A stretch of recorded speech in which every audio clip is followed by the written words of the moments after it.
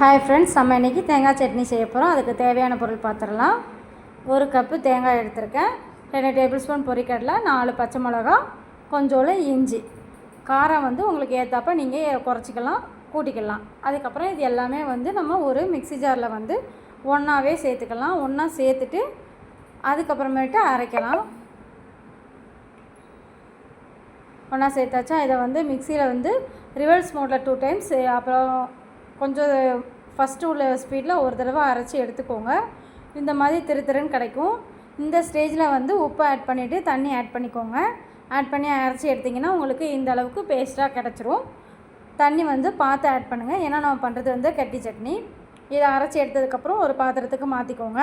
இப்போ நம்ம இதுக்கு தேவையான அளவுக்கு தண்ணி ஊற்றிக்கலாம். நமக்கு கொஞ்சோட தண்ணி வேணால் கொஞ்சோட ஊற்றிக்கோங்க. இந்த அளவு தண்ணியே உங்களுக்கு போதுமானதாக இருக்கும், தோசைக்கு நல்லாயிருக்கும். இப்போ ஒரு பாத்திரத்தை அடுப்பில் வச்சு அதில் எண்ணெய் ஊற்றிக்கோங்க. எண்ணெய் நல்லா காஞ்சதுக்கு அப்புறமேல்ட்டு நம்ம எப்பவும் போல் தாளிக்கிறதுக்கு கடுகு போடுவோம்ல, அதே மாதிரி கடுகு போட்டுக்கோங்க. கடுகு நல்லா வெடிக்கணும். நல்லா வெடித்தாதான் நமக்கு எல்லாமே டேஸ்ட்டு நல்லாயிருக்கும். சிலர் கடுகு வெடிக்க முன்னாடியே அடுத்ததை போட்டுருவாங்க. அதனாலேயே கூட அந்த கடுகு கசந்த மாதிரி அந்த சட்னியோட டேஸ்ட்டே கம்மியாயிரும். அதனால் இதுக்கப்புறம் கருவேப்பிலை, வத்தல், இவ்வளோ தான். இதுதான் இதோட தாளிப்பு. இதை நம்ம எடுத்து வச்சுருக்கிற பாத்திரத்தில் ஊற்றிட்டு நல்லா மிக்ஸ் பண்ணி விட்டுக்கோங்க. இது தோசைக்கு, இட்லிக்கு ரொம்ப சூப்பராக இருக்கும்.